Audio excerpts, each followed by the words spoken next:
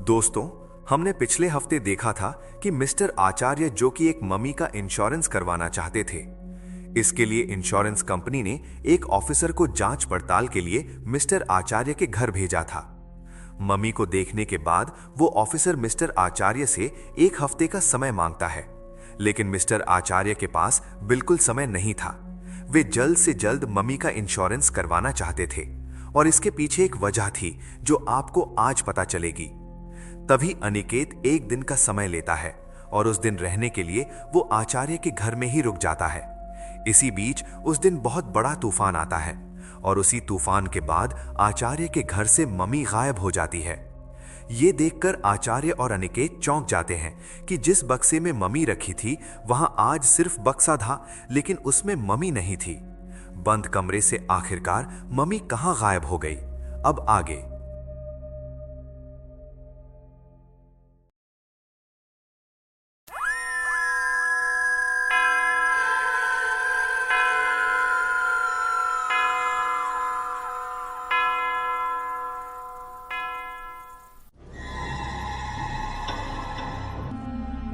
कि तभी कमरे के अंदर से एक भारी आवाज सुनाई दी। उसमें कोई मम्मी थी ही नहीं, सिर्फ ताबूत और पट्टियां विदेश से मंगाई गई थीं। है ना आचार्य साहब? तुरंत आचार्य का चेहरा पीला पड़ गया। ये आवाज किसकी है ये समझने के लिए वो कमरे में चारों ओर देखने लगे और फिर वही आवाज दोबारा सुनाई दी। आइडिया तो बहुत अच्छा लगाया था आपने आचार्य साहब। कुछ दिनों बाद कहते कि मम्मी चोरी हो गई और इंश्योरेंस कंपनी से पैसे मांग लेते। किसी को पता भी नहीं चलता कि उस लकड़ी के ताबूत में कोई मम्मी थी ही नहीं। लोगों से सुन रहा था कि आपका बिजनेस घाटे में चल रहा है, लेकिन इसका मतलब ये तो नहीं कि आप किसी की जान से खिलवाड़ करें। अनिकेत और आचार्य दोनों समझ गए कि ये आवाज कमरे के एक अंधेरे कोने से आ रही है। उस ओर देखकर आचार्य चिल्लाए, कौन कौन हो तुम?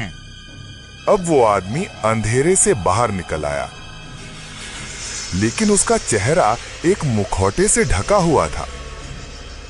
उसे देखकर आचार्य फिर बोले, कौन कौन हो तुम? मुखौटे की आड़ से उसने कहा, जो इतने दिनों से उस कांच के बक्से में लेटा हुआ था, वो मिस्र की कोई मम्मी नहीं थी जिसे आपने मम्मी बनाया था। ये कहकर उस आदमी ने अपने चेहरे से मुखौटा हटा दिया। अनिकेत हक्का बक्का होकर बोला, अरे ये तो वही आदमी है जो मुझे रास्ते में मिला था।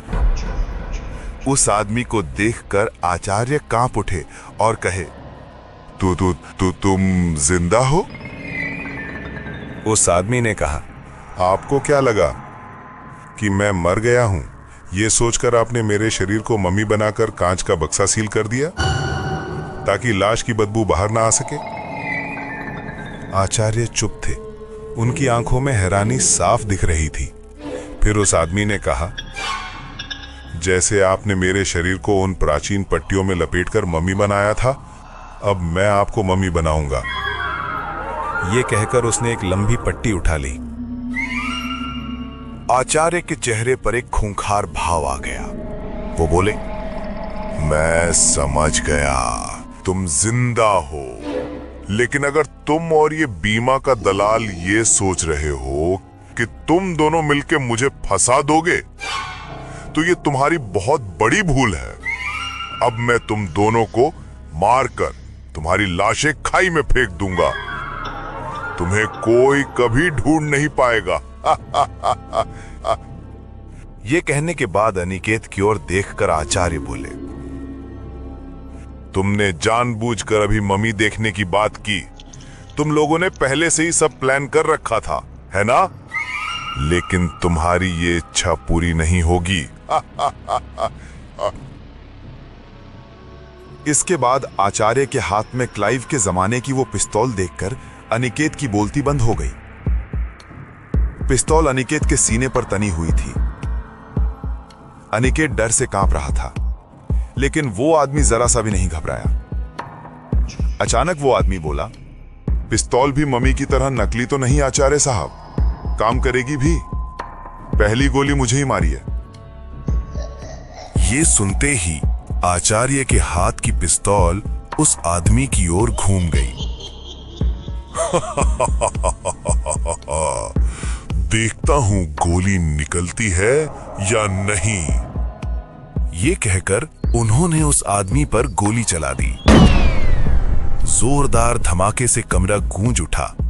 अनिकेत हैरानी से उस आदमी की ओर देख रहा था, लेकिन ये क्या?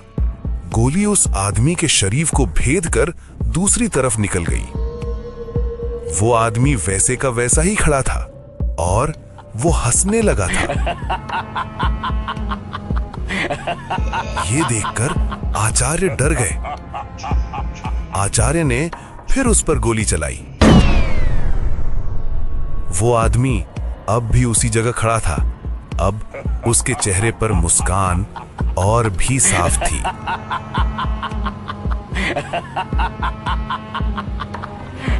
उसे देखकर आचार्य का चेहरा जैसे खून रहित हो गया। अब उस आदमी ने कहा, अब मेरी बारी है। ये कहकर वो एक एक कदम आचार्य की ओर बढ़ाने लगा। बेहद डरे हुए आचार्य उस आदमी को देखते रहे। पिस्तौल उनके हाथ से छूटकर नीचे गिर गई। वो थर-थर कांपने लगे। जब वो आदमी बिल्कुल पास पहुंच गया, तब आचार्य जी बेहोश होकर जमीन पर गिर पड़े। इसके बाद उस आदमी ने जमीन पर बैठकर पट्टियों से आचार्य के मुंह, हाथ, पैर और पूरे शरीर को लपेटना शुरू कर दिया। इतनी देर से अनिकेत जैसे बेहोशी की हालत में सब कुछ देख रहा था। अब जाकर जैसे उसे होश आया। उसने उस आदमी से पूछा, क्या आचार्य साहब मर गए? ये क्या कर रहे हैं आप? उस आदमी ने जवाब दिया, नहीं, बेहोश हो गए। मैं जिंदा मम्मी बना रहा हूं, जैसे उसने मुझे बनाया था। आप मुझे रोकेंगे नहीं। आचार्य साहब आपको भी नुकसान पहुंचाना चाहते थे। मैं जल्दी से ये काम खत्म करके आपको बस स्टैंड पहुंचा दूंगा। यहां रहना आपके लिए खतरनाक हो सकता है। अनिकेत ने उसे और नहीं रोका। उसने बहुत तेजी से अपना काम पूरा किया। फिर अनिकेत से कहा, आप अपना सारा सामान ले लीजिए। आपकी यहां आने का कोई निशान नहीं रहना चाहिए। चलिए, मैं आपको बस स्टैंड छोड़ आता हूं। कुछ ही देर में अनिकेत उस आदमी के पीछे पीछे चलने लगा। कुछ दूर जाने के बाद उस आदमी ने कहा, मामूली से पैसों के लिए मैं उस आदमी के कहने पे मम्मी बन गया था, लेकिन मुझे ये नहीं पता था कि वो बीमा कंपनी को धोखा देने के लिए मुझे मम्मी बना रहा था। थोड़ी देर बाद मेरा दम घुटने लगा और ये जानते हुए भी उस बेरहम आदमी ने मुझे कांच के बक्से से बाहर नहीं निकाला। इससे पहले जब आपकी कंपनी का दूसरा आदमी कांच के बक्से के सामने खड़ा था, तब मैं अंदर छटपटा रहा था और उसके बाद तो आचार्य ने मुझे मरा हुआ मानकर मेरा बक्सा ही सील कर दिया ताकि लाश की बदबू बाहर ना आए। हमारे शुक्ला जी ने जो देखा था वो सच था? तब वो आदमी सच में कांप उठा था? ये बात अनिकेत ने मन ही मन सोची और कहा कि शुक्र है कि कांच के बक्से में छेद रह गया था, वरना आप शायद मर ही जाते। और आचार्य के पिस्तौल में सिर्फ बारूद भरा था, वरना आप उस कांच के बक्से में तो किसी तरह बच गए थे, लेकिन पिस्तौल की गोली से नहीं बचते। उस आदमी ने काफी देर तक कोई जवाब नहीं दिया। आधे घंटे तक सुनसान रास्ते पर चलने के बाद कुछ दूरी पर रोशनी दिखाई दी। उस आदमी ने रोशनी की ओर इशारा करते हुए कहा, वो रहा बस स्टैंड।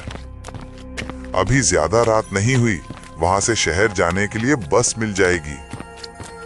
लेकिन जाने से पहले आपको 2 बातें बता दूं। क्या? कांच का बक्सा सील करने के बाद उसमें कोई छेद नहीं था और आचार्य की पिस्तौल क्लाइव के जमाने की भले ही हो, पर उससे अब भी गोली निकलती है और उसमें सच्ची गोलियां भी थीं।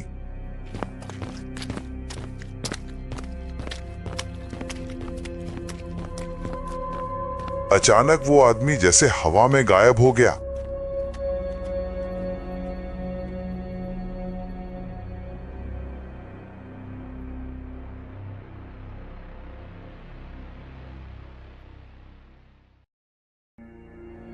दोस्तों, आगे की कहानी मिस ना करने के लिए जल्दी से हमारे चैनल को सब्सक्राइब कर लें।